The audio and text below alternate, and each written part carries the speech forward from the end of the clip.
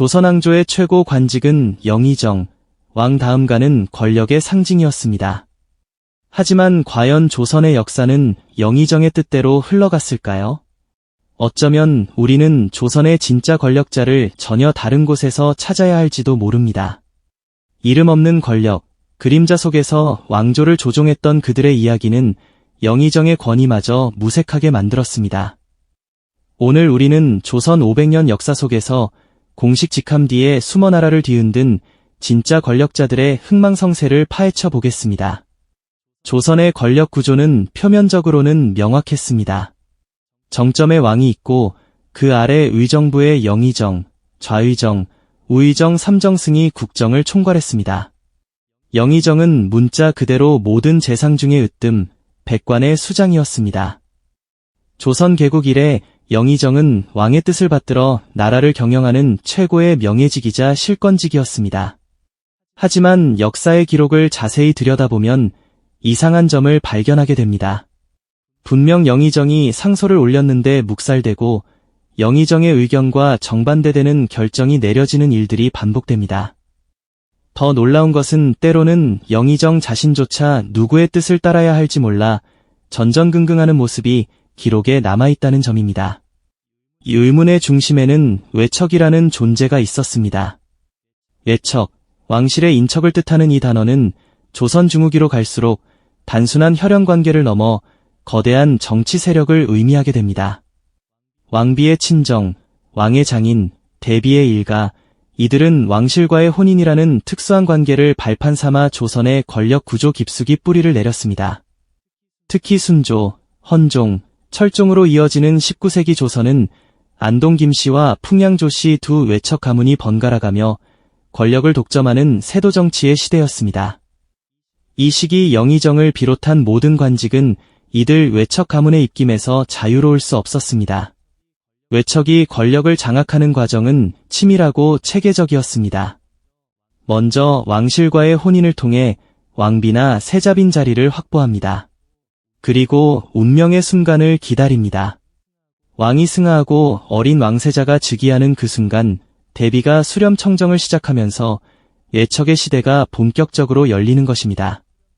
수렴청정이란 어린 왕을 대신해 대비가 발 뒤에서 정치를 돌보는 제도인데 이것이 외척에게는 합법적으로 권력을 행사할 수 있는 완벽한 명분이 되었습니다. 대비의 친정 가문은 대비를 보필한다는 명목으로 조정의 요직을 하나둘 차지하기 시작했습니다. 이조판서, 병조판서, 호조판서 등 핵심 부서의 수장 자리는 물론이고 심지어 영의정 자리까지도 그들의 손아귀에 들어갔습니다. 안동 김씨 가문의 경우를 살펴보면 그 과정이 더욱 명확해집니다. 순조의 비순원왕 후 김씨가 안동 김씨 출신이었습니다. 순조가 1834년 승하하고 8살의 헌종이 즉위하자 순원왕 후는 대비가 되어 수렴청정을 시작했습니다. 이때부터 안동 김씨 일가가 조정을 장악하기 시작합니다. 순원왕 후의 오빠 김조순을 필두로 김작은, 김은근 등 안동 김씨 일족이 정승과 판서직을 독점했습니다. 그들은 과거 시험의 시관을 맡아 자신들의 문객과 측근을 급제시켰고 이렇게 관직에 오른 사람들은 다시 안동 김씨의 영향력을 확대하는 도구가 되었습니다. 심지어 지방수령 임명권까지 장악해 전국의 행정망을 자신들의 네트워크로 만들어버렸습니다. 이 시스템에서 영의정의 권위는 무참히 무너졌습니다. 영의정이 아무리 바른 소리를 하고 정론을 펼쳐도 대비와 외척의 뜻에 거슬리면 그 의견은 채택되지 않았습니다. 영의정 스스로가 안동 김씨 출신이거나 그들의 영향력 아래 있는 경우도 많았습니다. 설령 외척 가문 출신이 아닌 영의정이 임명되더라도 실질적인 권력은 이미 외척의 손에 넘어간 뒤였습니다. 의정부의 회의는 형식적인 절차에 불과했고 진짜 결정은 대비의 처소나 외척 가문의 저택에서 이루어졌습니다. 역사서에는 대신들이 입궐하여 대비께 문안을 드리고 국사를 아뢰었다는 기록이 반복되는데 이것이 바로 왕을 건너뛰고 대비와 외척에게 직접 보고하는 상황을 의미했습니다. 외척의 권력이 절정에 달했을 때 조선의 국가 시스템은 사실상 마비 상태에 빠졌습니다. 가장 심각한 문제는 매관매직의 횡행이었습니다. 관직이 돈으로 거래되는 것입니다. 외척 가문의 문객이나 청탁을 받은 중간 브로커들이 관직 임명권을 사실상 장악하고 있었기 때문에 능력이나 덕망이 아닌 돈에 많고 저금이 관직 임명의 기준이 되었습니다. 한 지방 수령 자리를 얻기 위해 수천량의 뇌물을 바쳐야 했고, 이렇게 돈을 주고 관직을 산 수령들은 당연히 백성들에게서 그 돈을 뽑아내려 했습니다. 세금을 걷는 과정에서 온갖 명목의 부가세를 만들어냈고, 백성들은 원래 내야 할 세금의 몇 배를 부담해야 했습니다. 삼정의 문란은 이러한 부패의 직접적인 결과였습니다. 삼정이란 전정, 군정, 환곡을 말하는데, 전정은 토지세, 군정은 군역, 환곡은 곡식대여 제도였습니다. 이 세 가지 제도가 모두 부패의 온상이 되었습니다. 전정에서는 실제보다 토지 면적을 부풀려 세금을 더 걷었고, 군정에서는 이미 죽은 사람이나 어린아이에게까지 군포를 부과하는 백골징포, 환구첨정이 자행되었습니다. 환곡은 원래 봄에 곡식을 빌려주고 가을에 약간의 이자를 붙여받는 선정제도였는데, 이것이 고리대로 변질되어 원금의 몇 배를 받아내는 수탈 도구가 되었습니다. 더 악랄한 것은 실제로 곡식을 빌려주지도 않고 장부상으로만 빌려준 것처럼 기록한 뒤 이자를 받아내는 경우도 있었습니다. 이런 수탈은 고스란히 백성들의 삶을 파괴했습니다. 농민들은 한 해 농사를 지어도 세금을 내고 나면 남는 것이 없었습니다. 먹을 것이 없어 나무 껍질과 풀뿌리로 연명했고 굶어 죽는 사람들이 속출했습니다. 역사 기록에는 길가에 굶어 죽은 시체가 즐비하고 살아있는 사람도 뼈만 앙상해 귀신 같다는 참혹한 묘사가 나옵니다. 견디다 못한 농민들은 고향을 버리고 떠돌이가 되었습니다. 유민이 전국을 떠돌았고 이들 중 일부는 도적대가 되어 양반가옥을 습격하기도 했습니다. 조선 후기 사회는 말 그대로 붕괴 직전까지 내몰린 것입니다. 이 모든 비극의 중심에 외척이 있었습니다.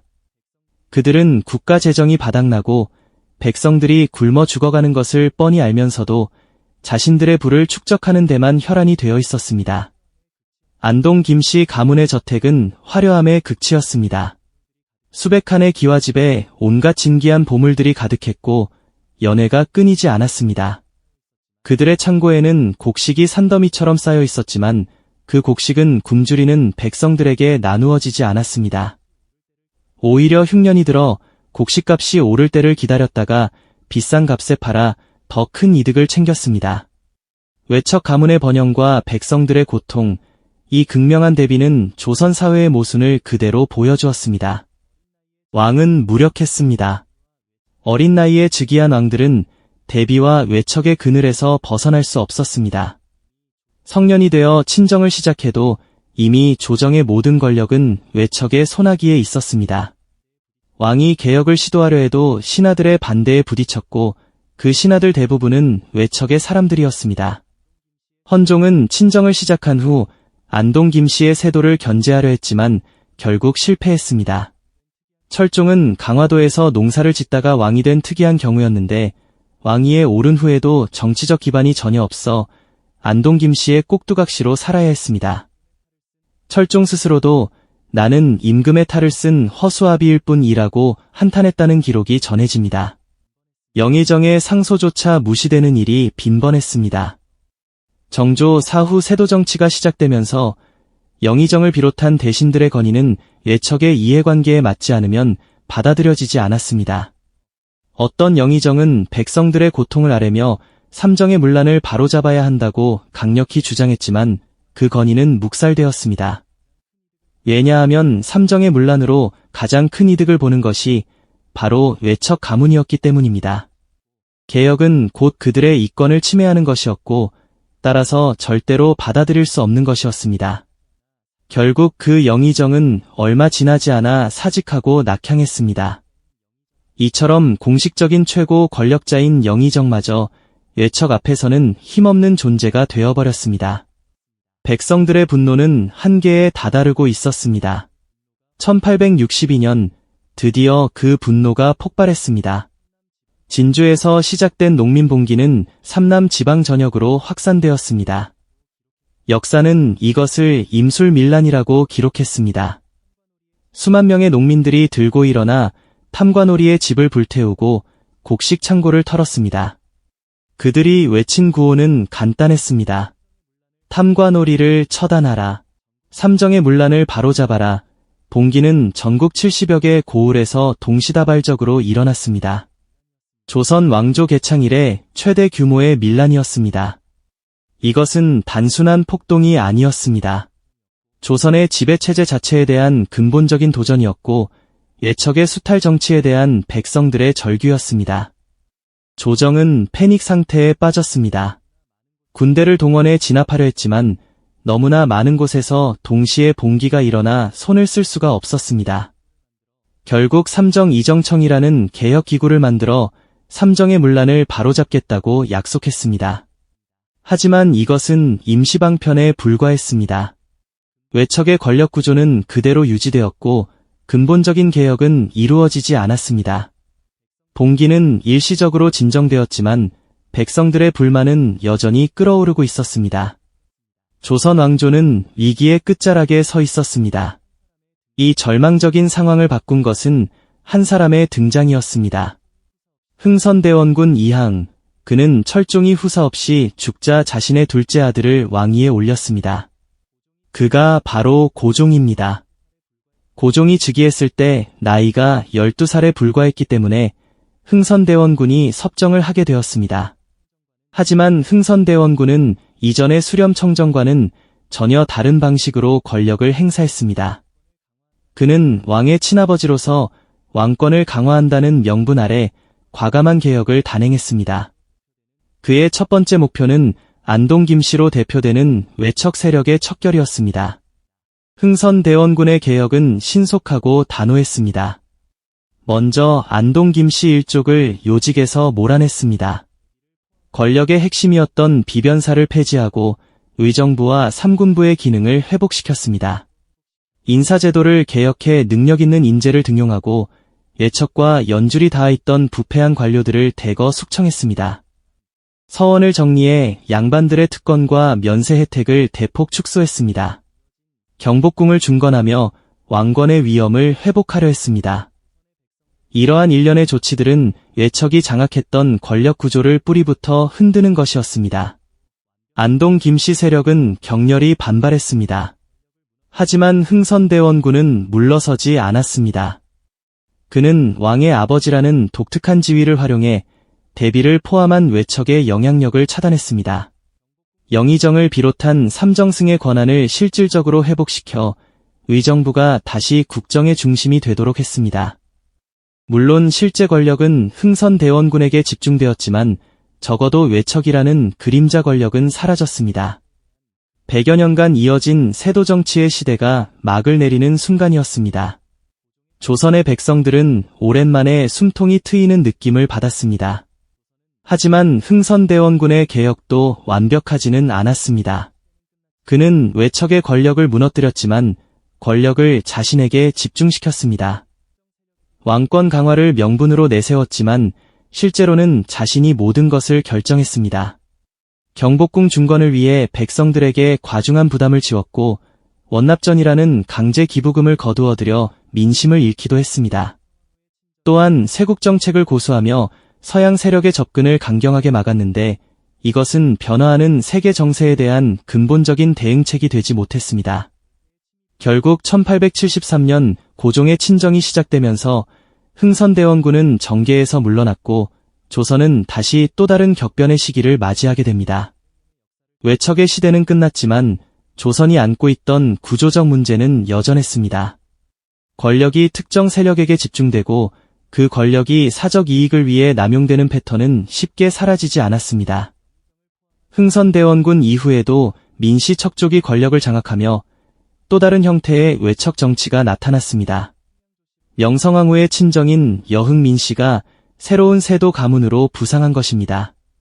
역사는 다시 한번 반복되는 듯 보였습니다. 다만 이번에는 외세의 침입이라는 새로운 변수가 가세하면서 조선은 내부의 권력투쟁과 외부의 위협을 동시에 감당해야 하는 이중고에 시달렸습니다. 조선 왕조 500년의 역사를 되돌아보면 영의정이라는 최고 관직은 때로는 실권을 가진 국정의 중심이었고, 때로는 외척의 그림자에 가려진 허수아비에 불과했습니다. 특히 19세기 세도 정치 시기, 영의정을 포함한 모든 공식적인 권력 구조는 외척이라는 보이지 않는 손에 조종당했습니다. 안동 김씨와 풍양조씨로 대표되는 외척 세력은 왕실과의 혼인이라는 합법적 경로를 통해 권력의 정점에 올랐고, 그 권력을 이용해 국가를 사유화했습니다. 매관매직, 삼정의 문란, 백성들의 고통, 이 모든 것은 외척의 탐욕이 빚어낸 비극이었습니다. 이 역사가 우리에게 던지는 질문은 무겁습니다. 공식적인 권력 구조와 실제 권력의 소재가 다를 때 그 사회는 어떻게 되는가? 투명하지 않은 권력, 책임지지 않는 권력이 횡행할 때 백성들의 삶은 어떻게 파괴되는가? 조선의 역사는 이 질문들에 대한 처절한 답을 보여줍니다. 영의정이라는 간판 뒤에 숨어 실제로는 외척이 모든 것을 결정했던 시스템, 그 시스템은 결국 왕조 자체를 위기로 몰아넣었습니다. 백성들의 봉기, 국가 재정의 파탄, 사회 질서의 붕괴, 이 모든 것이 그림자 권력이 초래한 결과였습니다. 조선은 영의정의 나라가 아니었습니다. 적어도 세도 정치 시기에는 그랬습니다. 진짜 권력자들은 대비의 처소에서 외척 가문의 저택에서 나라의 운명을 좌우했습니다. 그들은 공식 직함도 법적 책임도 없이 권력을 휘둘렀습니다. 영의정은 있었지만 영의정의 권위는 없었고 왕은 있었지만 왕권은 무력했습니다. 이것이 바로 권력의 그림자가 지배하던 시대 조선 후기의 민낯이었습니다. 그렇다면 오늘날 당신이 아는 그 이름 뒤에 숨겨진 진짜 권력자는 누구라고 생각하십니까? 조선의 역사가 보여준 숨은 권력의 존재는 비단 과거만의 이야기가 아닙니다.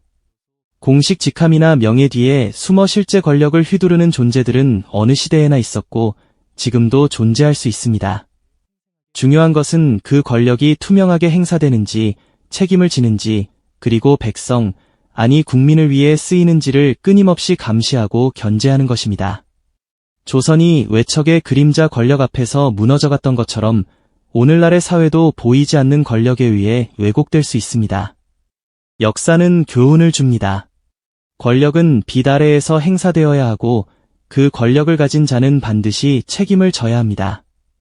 영의정이라는 이름, 왕이라는 직함, 이런 공식적인 권위가 실질적인 권력과 일치할 때 비로소 건강한 사회가 만들어집니다. 조선 후기의 비극은 바로 이 일치가 깨졌을 때 어떤 일이 벌어지는지를 생생하게 보여줍니다. 이처럼 역사 속에서 반복되는 권력의 그림자는 다음 이야기에서 또 다른 모습으로 우리를 찾아올 것입니다.